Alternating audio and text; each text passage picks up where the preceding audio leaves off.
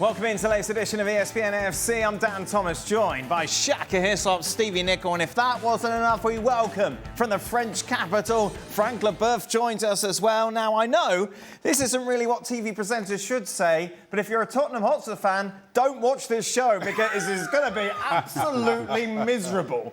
Because yesterday we reported that Eze looked like he'd be heading, of course, to Spurs. However, suggestions are in England now that over the last couple of hours, Arsenal have come in and hijacked the deal, and Eze could be heading to the Emirates and not the Tottenham Hotspur Stadium.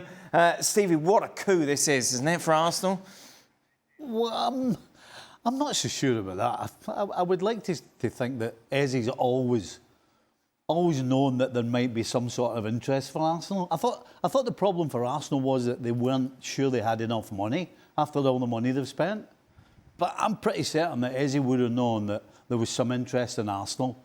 And having not known exactly, then he's going to go along with the Spurs thing. And for him, Stevie, this would have been a good move. This wasn't the answer I was expecting from you. Yeah. Well, I thought we were going to say, yes, this is brilliant for Arsenal. This really puts them in the title race now. Well, I was coming... We're not as like, oh, I'll see, you know... No, it is great for Arsenal. It is great for Arsenal, absolutely. Right, is this because it's bad for Liverpool? Shaka, this is great, isn't it, for Arsenal? Absolutely, it is great for him. Absolutely, it is. Thank you. Well, right. hold on a second. You were coming from a Tottenham point of view. No, I was saying, what a coup this is for Arsenal was the point that I made, and then you went mumbling on about something. You started off talking about Spurs. Yes, but then you've got to listen to the I was coming from a Spurs angle. Look, Eleanor's right, you don't listen. Right. Well, okay, I'm not sure where to start. This is brilliant for Arsenal, isn't it? It absolutely is. And listen, while Arsenal were linked with Eze earlier in the summer, it seemed as though, to Stevie's point, maybe Arsenal interest cooled because they spent a lot of money this summer as it is. And one thing Arsenal do is run their business well. So they kind of allowed Eze to get away. And then the Kai Havertz injury, and there is a need to fill. I think Eze adds to Arsenal in ways that I don't think anybody else on that roster does. Just in terms of creativity, in terms of option, in that he can play on the left-hand side to balance Bukayo Saka, and all of a sudden Arsenal has real threat from both flanks. No disrespect to Martinelli and Trossard, but certainly I think Eze is a creative upgrade on that. He can also play through the middle if you want to drop Odegaard, drop a little bit deeper, whatever it wants. It provides so much option for Mikel Arteta in terms of how he can line up. And I think, kind of given how close it was to leaving or signing for another club, as it happens, Spurs, just to make it all the more spicy. This is long overdue, but a good bit of business from Arsenal. That's the word, isn't it, Frank? Upgrade. Yes, it is, but do you know what? I wonder, because Shaka alluded it. You know, when you have somebody like Eze, you have a possibility to have Eze. Yeah, do you go for it, 68 million, when you already have Martinelli, Eze, and some others like Madueke, for example, can play also on that side? I don't know why you really need him. If it's not to also, on top of, you know, having another talented player, to upset Spurs. You know, I want to believe as well that it's a big amount of money to just upset your biggest enemy. But do you Frank, really need what's wrong with everyone? to win? You're just saying they're getting Eze because they can to annoy Spurs. That's ridiculous. We learned obviously that Kai Havertz is injured. Eze is not done and done at Spurs. They've come in, they've swooped in, they've got a brilliant player, one of the best in the Premier League last season. Yet you're just saying they're signing him out of spite. No. I'm not saying, and I'm not judging Eze about his, and I'm not saying that he's not bigger or stronger or better than the others.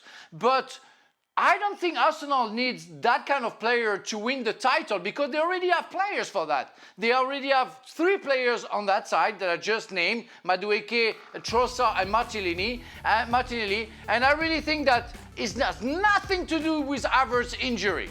Because Havertz doesn't play on the left side, and I think the only room left for Eze is the left side. Unless Gyökeres is not good enough, unless I don't know, Shaka got injured, unless the three in the middle of the park get injured. Otherwise, Eze can only play on the left side. Yeah, but Frank, so you have four players. Frank, you name those players, yeah? You name Madueke, obviously, Trossard, Martinelli. If you've got the four of them lined up, who are you picking first? You're picking Eze, aren't you, first? Yes, so but you already spent lots of money. Yeah, but for me, 68 million for Eze, I'm not sure they need it. They need him. And again, you have to find also, don't forget that, the balance of the locker room. If you bring Eze, what do you do with Martinelli, Trossard and Madueke that you just bought? People who cannot play because that guy comes. And you really have to take care of everything. He's not only adding numbers of players just for the sake of it. Yeah, even if the one that you are taking the last is more talented than the others. That's other things in perspective that you have to check out. And that's what I think about it. I'm not sure Eze can be the X factor for Arsenal to win the Premier League. He can, but it can create also troubles. The only thing I'll say here is maybe to the point and that Frank maybe is alluding to, is the timing of it is odd. In that, using your example, if we talk about all the signings that Arsenal made this summer and line them up in terms of a priority and who you think is the greatest need, you sign Gyökeres first. Mm-hmm. I know he wasn't. Arsenal were signing all kinds of players before him, but that's been a need that Arsenal has not addressed for many a year. So you do that first, and in my opinion, again, if you've got all your targets lined up, my second bit of business is Eze, and now we're not having this conversation about Madueke or anybody else.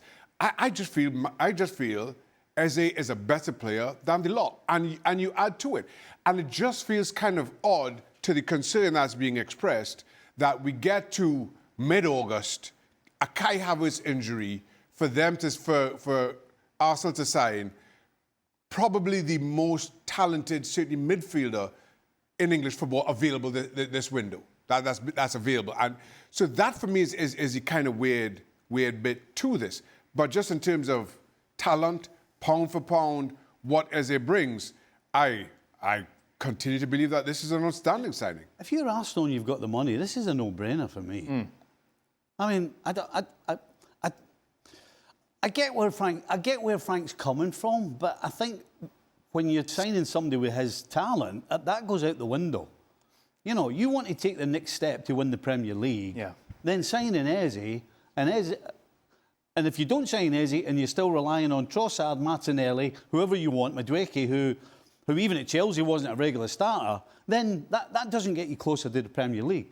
Eze gets you closer to the Premier League. And when you were saying about the coup, that's kind of what threw me. I went, coup? I thought Arsenal was absolutely the destination for this guy. And you were talking about Spurs coming in, and I'm like, I don't see this. Stevie, we didn't pick it from the sky. He was going to Spurs. Spurs, according to reports, said done a deal with Palace that he could play tomorrow in the Conference League playoffs, and after that he was going to be a Spurs player. There's a little sentence in football that everybody who's involved in it, it's never done until it's done. No, absolutely. Ever done until absolutely. It's done. But you're talking and as if I've plucked from the just sky. Let me tell all you. of a sudden, Spurs. No, that was never going to happen. It was going to happen. He was going to be a Spurs player at the weekend. He said goodbye to everyone. Arsenal have come in. They've hijacked the deal. Well, and what me if I didn't believe it then. All right. Well, I must be on an island then. Because as far as I was concerned, if Arsenal had the money, he was always going to end up at Arsenal. So I didn't believe what you were talking about. He wasn't always going to end up at Arsenal, but that's not the debate. Forget that. Right, the debate here is right. 100%, this makes them better. Absolutely. 100%. And what does it mean to the title now? We knew it was going to be close, but Liverpool were clearly favourites, right? Yes. Because of last year and because of the signings. But with the signing of Eze, plus you look at, I know we talk about it's really early to tell and blah, blah, blah, but the truth is it's going to take Liverpool a little time to get in the swing of things and be smooth and get everybody going in the same direction. So this absolutely makes Arsenal a little bit closer to Liverpool. So yeah, if it was going to be tight before, it's absolutely going to. It's going to go to the wire, 100%. Frank, what have you got to say? I just want to come back to the. If you have a chance to have Eze, this is not a brainer. I want to take the example of what happened last season to Real Madrid. If you have Mbappe, the possibility to have Mbappe, it's a no-brainer. We all agree. If you can have Mbappe, it's better. Was it better last season with Mbappe at Real Madrid? We won everything last season. They had Mbappe. He changed everything in the shape of the team. He put a little bit of tension in between the players. And we saw Real Madrid winning nothing. I suppose the counter-argument to that Frank, is that Arsenal have been finished second for the last 3 years. Real Madrid had won the Champions League. They'd won La Liga before Kylian Mbappe arrived. It's not as if Arsenal are all set sail and they're counting all their trophies they're winning every season. They're looking at someone that is going to make the difference, and that's what they believe Eze will do. I hope they're going to achieve that, but it doesn't mean they cannot finish third. You know what I mean? They finish second, they're going to finish third. Frank, but why do you hate understand Eze? what you're saying, but I don't. Just as he didn't give you a the problem shirt. is not Eze. It's not. No, the problem is not Eze. Of course, I love Eze. I love the player. You cannot even imagine. And if I can get Eze in my team, I will get him. But it's not a problem of Eze. It's the amount of players that you are getting in the same position and the tension you can create. Again, it's a balance. You have the perfect image of, you get the best player and it's going to work. Frank, no, it's not working like that. Frank, the ones they've got have shown us that with those players, they're not going to win the Premier League. Those players that you're talking about have all had their chance.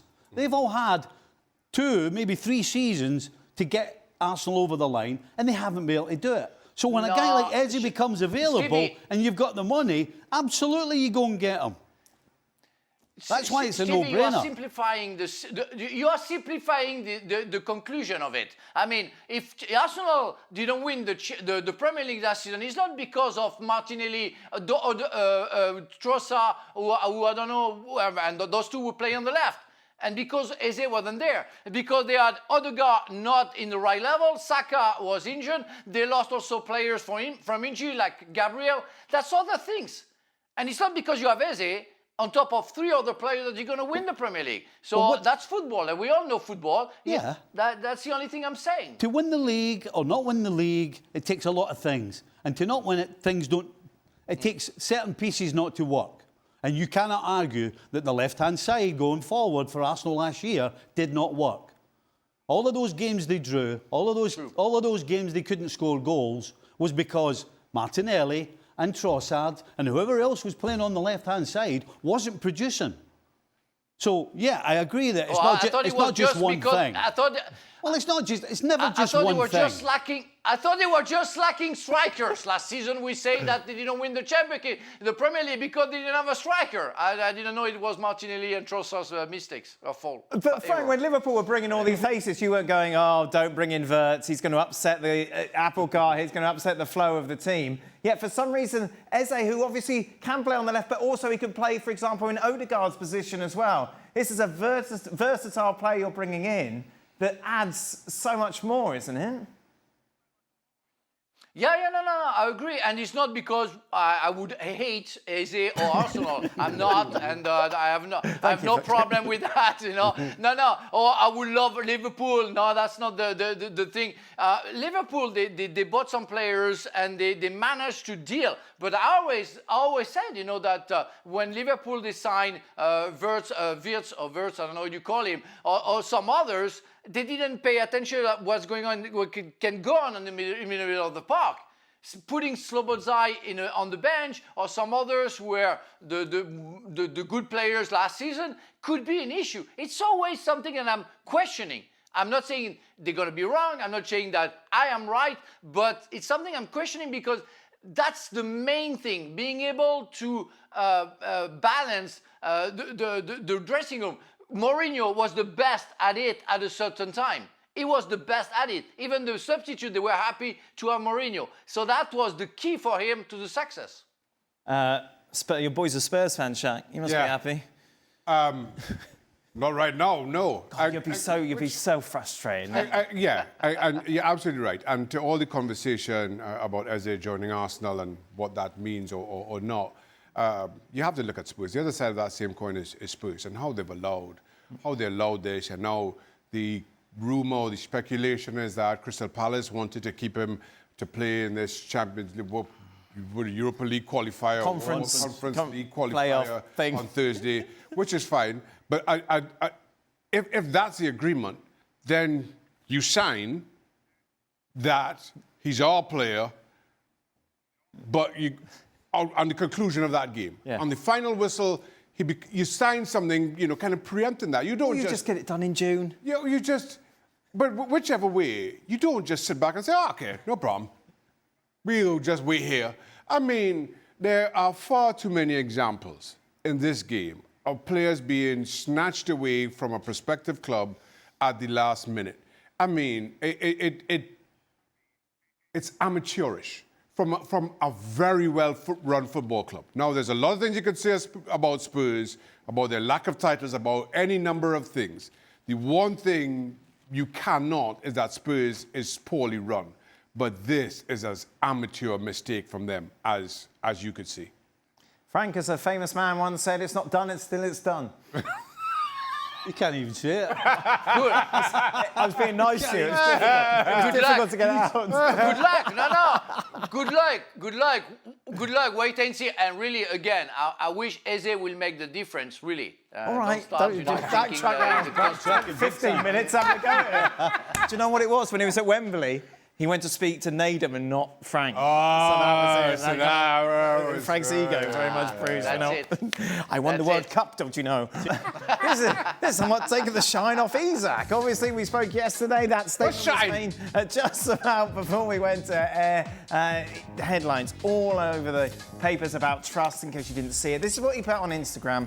The reality is that promises were made and the club has known my position for a long time. To now act as if these issues are only emerging is misleading. When promises are broken and trust is lost, the relationship can't continue.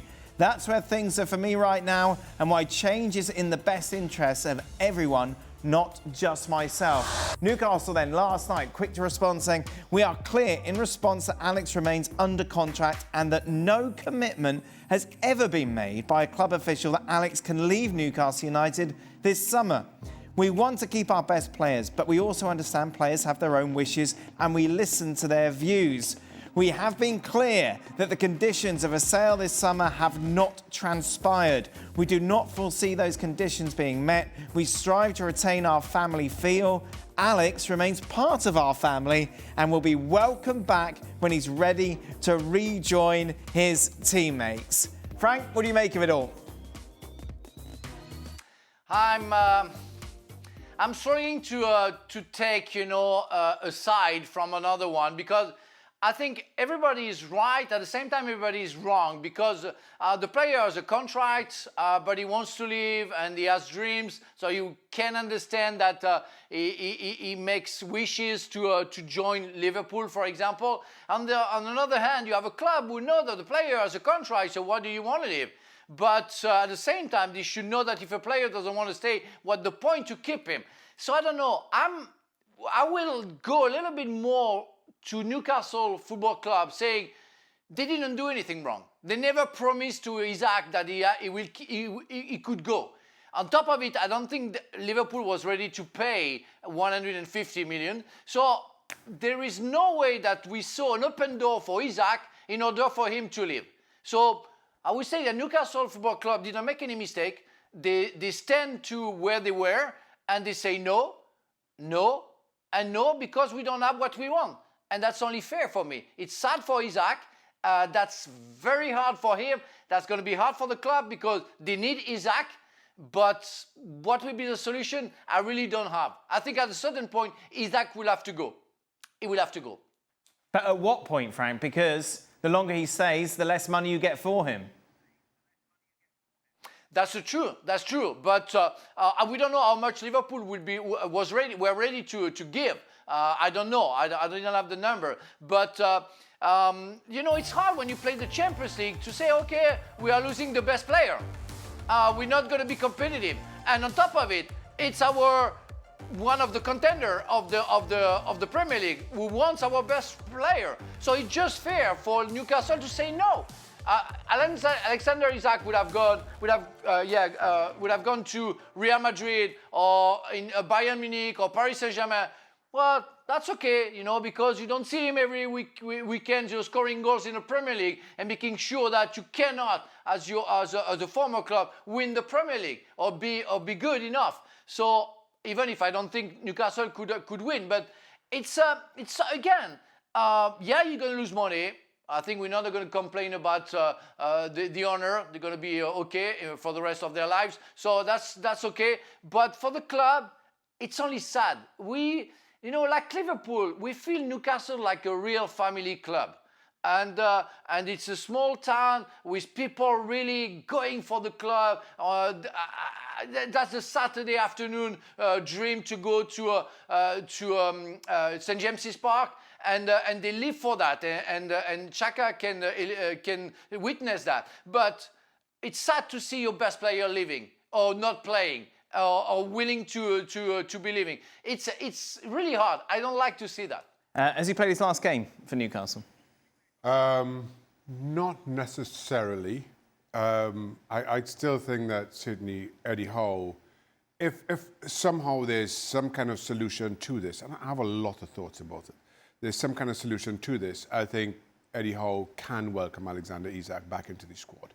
It won't feel, the relationship will never be the same though, between Isak, the management, the dressing room, and certainly that fan base. But there is a way that maybe he can find his way back into, at the very least, Eddie Howe's good graces. And then maybe he just lights up the Premier League and the Champions League in a way that somehow all this is forgotten. But let me also say, and listen, I make no apology about the fact that I'm biased towards Newcastle. 99 times out of 100, I am biased. In these kinds of standoffs, I'm biased to the player. Mm-hmm. This is the 1 out of 100 though. And I don't understand how, without even getting to whatever Alexander Isak is kind of pointing toward in terms of an agreement, and again, I have a lot of thoughts about that. Whatever that was, you don't go back to your former club to train. You don't miss pre-season. You don't stay away from the football club. And then in mid-August, claim a moral high ground. You've given that up. If that's what you're doing, do it and own it. You don't get to turn around 6 weeks into it and claim some kind of moral high ground here. So I do not understand Alexander Isak's position, that ridiculous statement on social media, wherever he put it out.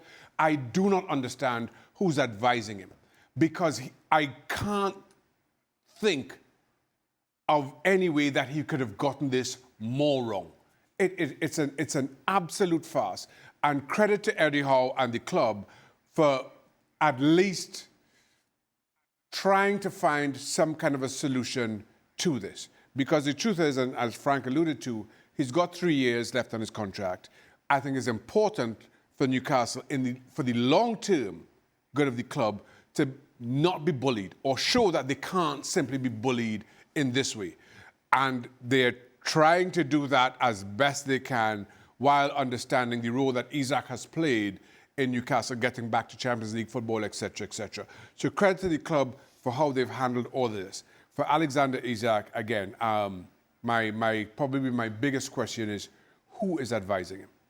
He's completely gone about this the wrong way, Isak. I agree with everything Shaka has said.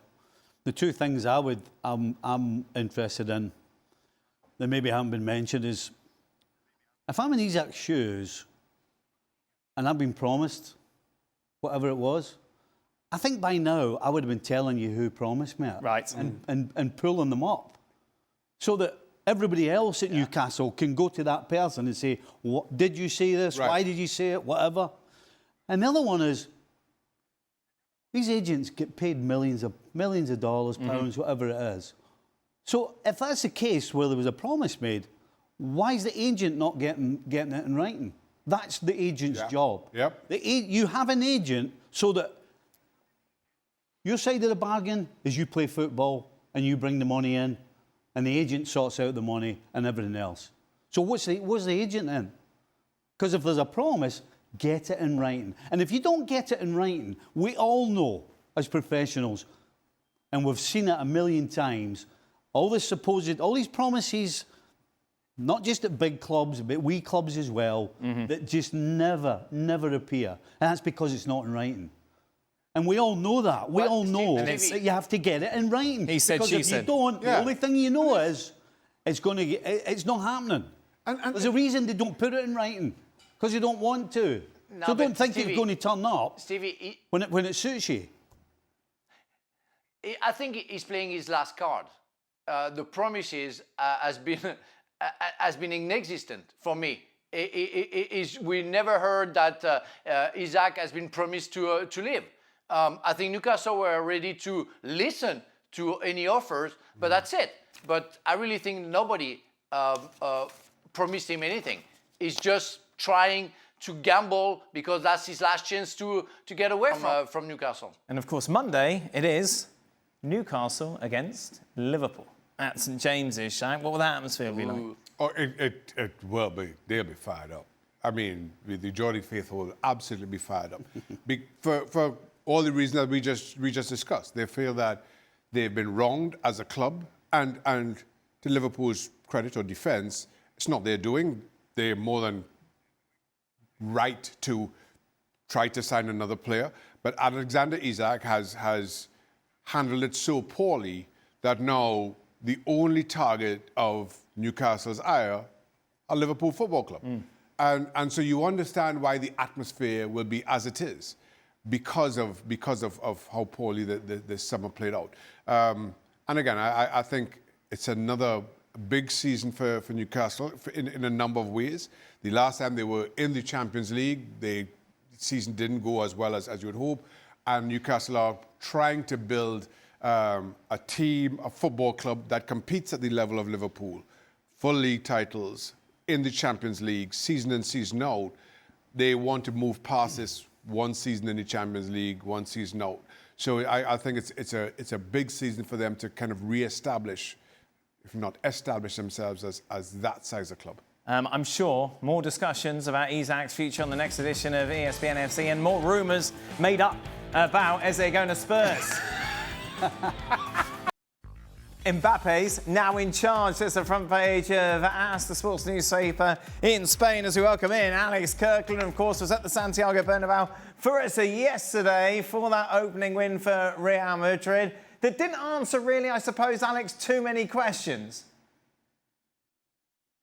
Yeah, it wasn't a classic performance, and this Real Madrid team are very much a work in progress. I guess that's to be expected. They had, 2 weeks of pre-season, haven't had a lot of time. One or two encouraging signs, and people getting very excited about Franco Mastantuono, only just turned 18, came off the bench in the second half and just looked like he belonged at the Bernabeu, belonged in this team. Otherwise, people are really, really excited about Dean Howson. He looked good again at the back. One or two more questions about Trent Alexander-Arnold, a somewhat subdued performance from him again, and Danny Carvajal came off the bench to replace him and got a huge ovation. So popular, of course, at the Bernabeu. So lots of questions. I think it's much too early to sort of draw any kinds of conclusions about this team because, like I say, they are clearly they're not there, and they're not there yet. There's no question about that. But I suppose the positive, as the front page says, Mbappe in charge. He was the difference. It proved to be. He's going to be, I think, without question, Real Madrid's best and most important player this season. And like I say, sort of the evolution in him as a presence and as a player in the last year, I think has really been really quite significant. So I think we're seeing a different Mbappe now right from the start. Meanwhile, even before the start of the Club World Cup, there was speculation about Rodrygo's future. He didn't feature, of course, in yesterday's game. This is what Xabi Alonso had to say about the Brazilian international. It's only a match. If in 3 months he still isn't getting these minutes, then it's different. Nothing's going on. The Club World Cup was a different context because of the competition that it was, but this was just one game. I think we can leave the Club World Cup behind us, and what really counts is this season. And of course I count on Rodrygo. It's just one game. We don't have to read too much into the future, but it isn't one game, and that's the key, isn't it? Rodrygo's just started one match in the last 12, Alex. And I don't think many would be surprised if he leaves. It's all about finding the perfect destination, isn't it? And a club that's going to pay that sort of fee. Yeah, I've got to say, I don't think even Xabi Alonso believes what he's saying there. I think this was quite a message for Rodrygo. If the message hadn't got through already, I mean, it's not just that he's not getting picked on the right-hand side because Brahim Diaz started this game on the right. He's not even the first alternative because it's Mastantuono who came off the bench on the right, a position that Rodrygo doesn't even want to play in. On the left, you know, when Vinicius Junior came off, it was Gonzalo Garcia who came on and played on the left with Mbappe inside. So, you know, time and time again, Xabi Alonso is telling Rodrygo that right now, it's not that you're not first choice, you're not even second choice or maybe even third choice. And I mean, the question will be, you talk about sort of destinations, the question will be, as it has been right the way through this summer, well, where are the offers? They haven't come in yet. And when the offer comes in, it's got to be an offer that's acceptable to Real Madrid and acceptable to the player and a club that Rodrygo wants to go and play for. And I think his sort of perception of himself and the sort of level of player that he is and where he would like to play, there aren't many clubs, I think, that fit that criteria. So that's been the case all summer. Like I said, there hasn't been any movement there in terms of offers for the player and sort of concrete interest in the player. But right now, I'm not sure it looks like this situation is sustainable because if last season, you know, at times he was sort of on the outside under Ancelotti, it looks like that's even worse now under Xabi Alonso so far. Meanwhile, Alex, we heard it in that commentary. Flicky flacker's not a thing, is it? Please tell me it's not. I've got to say, I haven't heard that term used here. That's a new one. I heard that as well. That's a new one for me. Alex, I don't know if you heard the start of the show, but I know you're a big Arsenal fan. Frank Leboeuf says Eze is a waste of money. What do you think? Do you know what, Dan? I was dancing around my living room when that news broke this evening. No exaggeration. I could not stop smiling. Now, a lot of that is because we've nicked him from Spurs. And this is one of the funniest transfers for years. I think you've got to go way, way back to, you know, to Sol Campbell back in the day to find a transfer as funny as this. But no, look, I think he's a brilliant player. And I think there are questions about where he fits into the team because the obvious gap is on the left, and that's not necessarily where he plays. But when you look at Arsenal last year and what they lacked, it was in spark and creativity and players who can score goals and can create goals. And we know that he can do that. So I'm very, very, very happy. Do you want to tell Spurs fans your Twitter handle, your Instagram handle, your address, your email, in case they want to get into contact with you, Alex? No, none of that. They can send it your way if you want. You can pass it on to me, Dan. Oh, no, I've never enough of that. I have to pass on to Stevie. Don't worry about that. It's only more on my plate. Alex, thank you very much. Just a reminder, La Liga, of course, continues this weekend. Friday sees Real Betis take on Alaves. Saturday, we've got a double header for you as Atleti take on Elche, followed by Levante against Barcelona. Then the late game on Sunday, Sid Lowe in attendance as his beloved Oviedo take on Real Madrid. This is what Pablo Longoria had to say. Now, this is the Marseille President about the fight between Rabiot-Rowe. In case you haven't followed this story, they had a major bust-up and both then were put on the transfer list. This is what he said. What happened was extremely serious and extremely violent, something I've never encountered before. We had to take a decision because what happened went way beyond what is acceptable in a football club as it would be in any organisation. I think we've all had enough experience to say we have never seen anything like it in a dressing room. Even in the worst punch-ups, there are rules. Not in this case. Frank Leboeuf back with us. Frank, how is this being covered in France? Before answering to that, just say that I just want to tell you that I saw the last segment and I know what you said, you know, but be careful because some stupid people will believe what you're going to say, you know. Yeah. Whatever. I talked to so many friends of mine who are journalists close to Marseille, even former players from Marseille who are very close to the club. They don't understand. They don't understand what's going on. They don't want to believe what the club is saying because we all been in a locker room and we all know that when there is a fight between two players, and it can happen, you can be upset, tired, and words come out, and suddenly somebody punches somebody else. But after 5 seconds, all the team will separate you. Never you will have a fight, nobody moves, or maybe it's a new generation, they don't care about the others, they take the shower and they keep on fighting. But in a normal world, in a normal locker room, it doesn't exist. So I don't want to believe that they kept on punching each other, hitting each other. I don't believe that. There, I try to understand what was happening, because 2 weeks ago, De Zerbi said, Rabiot is our major player, and we need Rabiot to be better. About Jonathan Rowe, we all know that he's about to leave, and Marseille is going to get 15 million from him, so everything is fine. But why you had to take that decision, we don't know. Nobody knows what really happened in the dressing room. Some players in the dressing room have said, anonymously, that they were very surprised by the decision of the club. But right now, we don't know what's going on. We don't know why they took that decision to get rid of Rabiot. Some people are saying that he didn't want to sign an extension of his contract last season, so maybe it was a way to get rid of him without paying anything, which I don't understand and which I don't think it's the real problem. But really, there is no real reason to explain why Rabiot has been sacked as well. Benatia, the general director, said that it was a fair thing to do because why getting rid of Rowe if they are both guilty for that? Yeah, okay. But Rowe was about to leave when you need Rabiot. And again, that fight, people were saying that was huge, like they never seen. I don't buy it. I don't buy it because again, after 5 seconds, that fight, I'm sure is over. That's an interesting point Frank brings up in the sense that you imagine if everyone's in attendance in the dressing room, people are getting involved. They're not just all sat there going, "Oh, this is fun." No, always. Frank is absolutely spot on, 100%. As soon as there's a blow, people jump in. Right. Everybody will be sitting watching it, seeing what's going on, listening to who's saying what, thinking, because that happens all the time. Yes. And it very, very occasionally becomes physical. And so everybody's waiting. And there's definitely 3 or 4 of the major players in the dressing room who are sitting waiting in case it does kick off.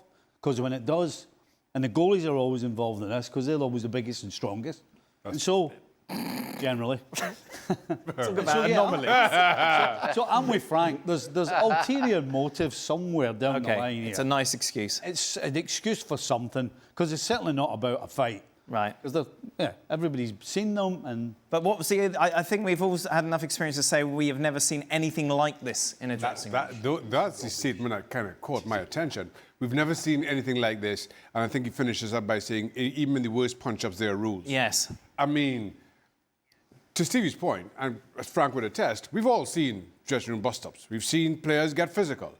I've not seen anyone, for all the reasons that Steve just articulated, where all of a sudden rules of the worst punch-ups go out the window. No. I'm desperate to find out what happened. And did both players break the rules, and how did they break them? It's what kind of honestly, it makes absolutely no sense. But I'm intrigued. Are you intrigued by it all? I'm intrigued. I'm sure Jules is as well. He is, of course, with Gab on the latest edition of the Gab and Jules podcast, which drops tomorrow. Be sure to check it out. There we go. Beautiful stuff. Oh, wow. Any other German stereotypes? There we are. Beautiful.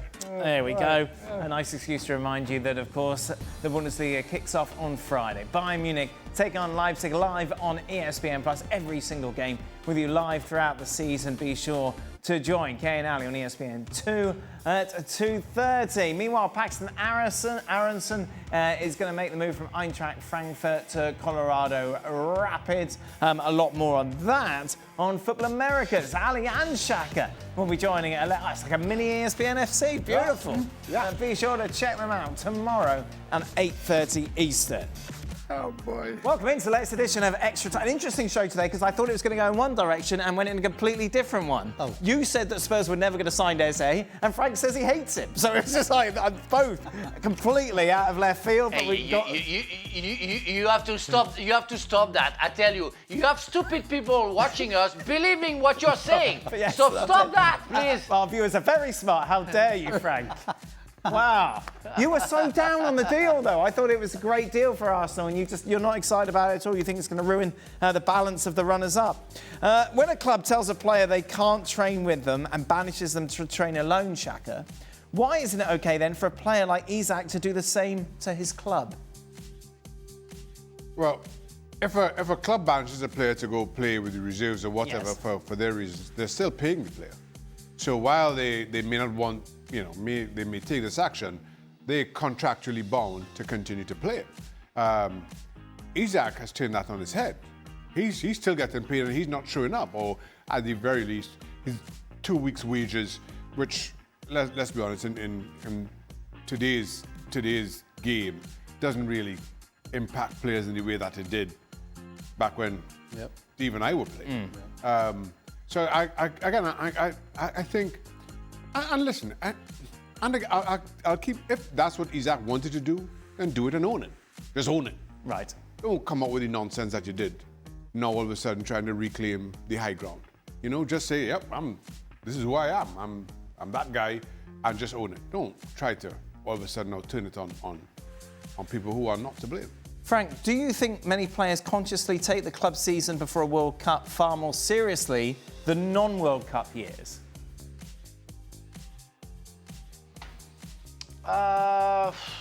Some of them, yes. Well, you know what? When I was at Chelsea, Ranieri came and I felt I couldn't play, so I took it very seriously. The fact that the World Cup was at the end of the season, that I needed to play in order to be in the squad. So that's the way players can think about the season that they have upon them. But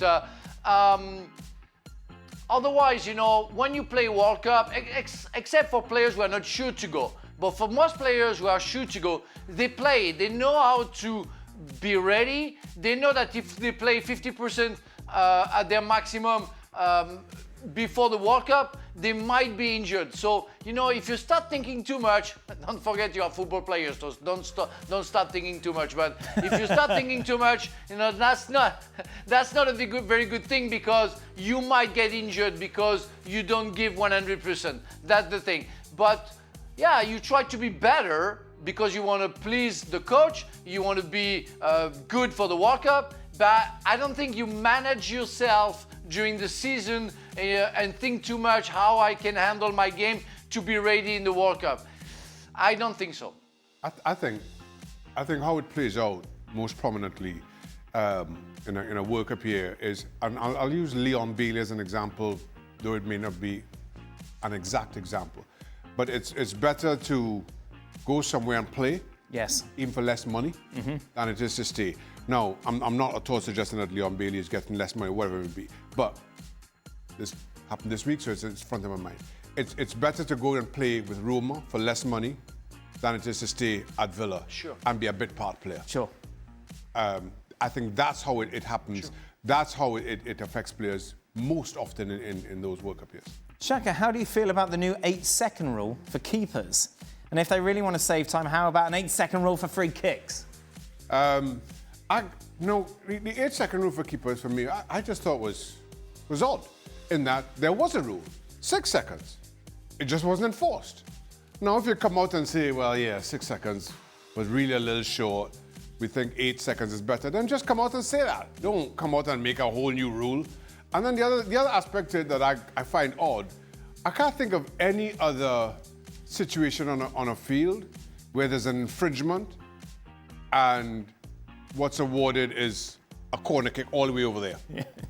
It's just kind of weird. Nobody commits a foul in the middle of the pitch, and you get a free kick top of the box. It just kind of try to be too clever. Isn't yeah, it's just kind of weird to me. Look at the guy. Right. It just looks so. Yeah. It looks so stupid as weird, well. isn't it? All of a sudden you get it's like what? You get caught, like I It's like Shaka said. You already had a rule. Yeah. And you already had a rule as well. If you went over the time, enforce the rule. Give him a yellow card and then play on. But to your point, even if you just say, listen, we hold our hands up, 6 seconds is a little short. We prefer you. Right. Just come out and say that. Don't give us this whole song and dance. What's the not tiki-taka, what was that? I wrote it down, flicky flacker. Yeah, don't give us some flicky flacker. Don't give us some flicky Oh my God. Frank. I just have something to. I just want to ask you something, because I saw on the Manchester United Arsenal game where Gutierrez was in front of the goal, and we know that we have that, or we can call that stupid new rule. And Gutierrez was standing up in front of the goalkeeper without moving, and the ref went to see him and warned him saying, don't do that anymore, otherwise I'm going to give you a yellow card or a free kick. I don't know what he wants to say. We are not allowed to stay as a striker in front of the goalkeeper? What is that new rule? Is that another rule or what? Because that was very strange for me. Shaka, you've got the finger. You, Mr. Starter. Not that I know of. There we are. Right in, although Frank Okay, just calls those stupid everybody ref. stupid. Who watches the show? So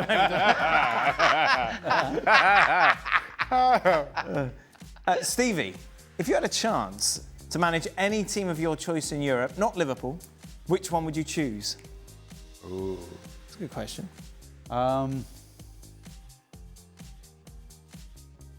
See, the ideal scenario would be, right now, if Luis Enrique had to have a sabbatical for some reason, and you take over PSG, Okay. those are the best team. Oh, Aye. but the Chelsea beat them in the World Cup final. Well, they're going to lose games, but no, you want to be coaching the best team possible. Okay. And certainly, Me, Liverpool. I mean, Me, I Real would Madrid. choose Arsenal. Real Madrid. Arsenal for it. I will What's he choose doing? Is he Arsenal just because they have Eze. Just saying clubs because of Eze. You'll just stop the deal. You'll take over and just say, no, don't get Eze. Why would you want to be any better? Have any... So we saw, I'm not sure if you saw these pictures yesterday of the Santos fans coming to the Santos training. They've been awful of late to have conversations with the players, which of course includes Neymar, which leads to this question. Have any of you ever spoken to your supporters after a tough loss or a bad stretch of games? Did you have to talk to supporters at your training ground? Frank? Marseille? No. No? No, of course not. I have nothing to say to the fans. You know, I have to play. If they don't like it, they don't come. You know, I mean, I'm not there to deal with the fans. The fans don't pay me. They never paid me. So I try to give my best. And if they're not happy, they can go to the board and say that they bought bad players. But I don't want to deal. It's because it's a deal. I don't know. And it's like the fans in those specific, you know, situation. It's like the fan is above you and hire you. It's not that case. You don't owe anything to the fans. You give what you can give. You're a human being, but you don't owe anything to the fans. Shaka?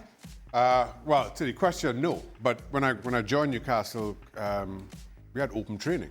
Right. Most clubs' training Yes. grounds are closed off, but Newcastle's was open. All the time? All the time. So we would regularly get 5,000 people at training. Wow. Because at the time, St. James's Park was, I think, 35, 40,000 capacity. There was a 10,000 long waiting list. So Kevin Keegan's opinion was they want to see, let them come to training. So training would be open. And we'd have stewards and training pitch kind of roped up, but the fans were right there, 5,000 strong. But we were doing well. Under Keegan, we finished second a couple of times, so nobody was moaning too much.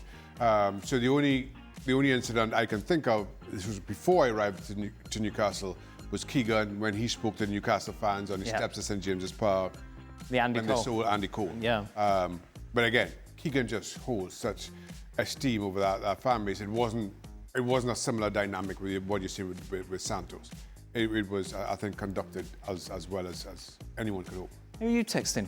What's going on? I was trying to, well, because we played a game when the first year we got back in Europe. We played Auxerre away Okay. and we got beat and we were really bad.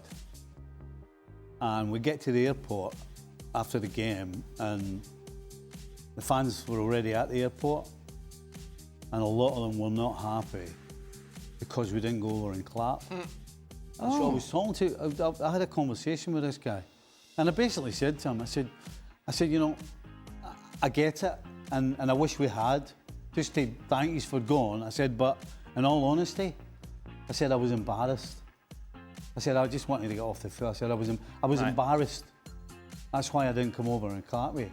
And the guy was fine. The guy took it and understood it, but a lot of them weren't happy at all because we didn't go over and clap them. I have to be honest, this is the first time I didn't know you got embarrassed. Yeah. It's a good point, Shane. It's a very good point. That's lovely. So who are you texting? Probably the last time. So who are you texting? No, I was looking up. Oh, I see. It was Auxerre. Oh, I see. I was trying to work out I what had you were Saint doing. Etienne in my head, so I thought I'll look up the French league. Your big fingers were tapping away. Yeah, it was Auxerre. Right. Who was it? Frank, actually, just Yeah, of course. who was the manager of Auxerre who was there for about 40 years? The famous guy. Giroud. Giroud, that's Yeah, him, legendary He Giroud. was the manager at the time. Yeah. I'm hearing reports you were Yeah, you were very substituted good. at half time in that game. I must have been injured. Well, all rubbish. Or embarrassed. Yeah. Must have been embarrassed. No, I think the coach was embarrassed by your embarrassing situation. Wow, there you are. Boy. For Stevie, today is National Bacon Lovers Day. Oh my God. So, Let's start off with which bacon you prefer, American bacon or Danish bacon? no, proper Danish bacon. Danish bacon is where we're going with this? Yeah. Okay, What's the difference? so it's like thinner and Danish crispier. You've bacon. been to England. Yeah, yeah. You know the bacon you have in Proper England. bacon. Yeah. Well, the stuff you get here's got loads of fat on it, and it's the wee skinny Bacon thing. has fat. The And Danish No, bacon it's different. is nice and big and solid, a little bit of fat, not too much. I like all bacon. I am not a.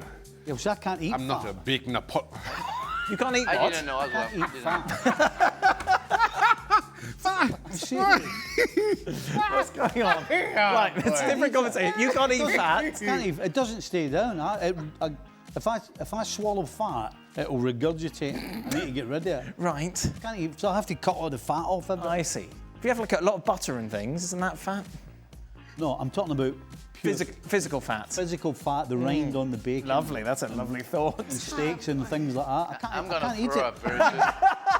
My body rejects it. My body's a temple. Body is a temple. My body's a temple and rejects. Oh, the thought of Stevie regurgitating fat. Oh, we've got to get everything today. Frank, which bacon do you prefer? The one with the less fat, so I guess the Danish, what do you say? Yeah, the Danish Stevie one? version. Okay. So, drop these bacon dishes, Stevie. A BLT, a bacon cheeseburger, bacon and eggs. Oh, bacon and eggs, top of the tree. Lovely. Aye. Yeah. Yeah, I'm not keen on the bacon cheeseburger, to be honest with you. No, you wouldn't have it? I prefer a. Yeah. So What is your bacon and go-to burger? Because you do have a burger. You're partial to burgers. eggs. Yeah. No. Take it or leave it. Oh, okay.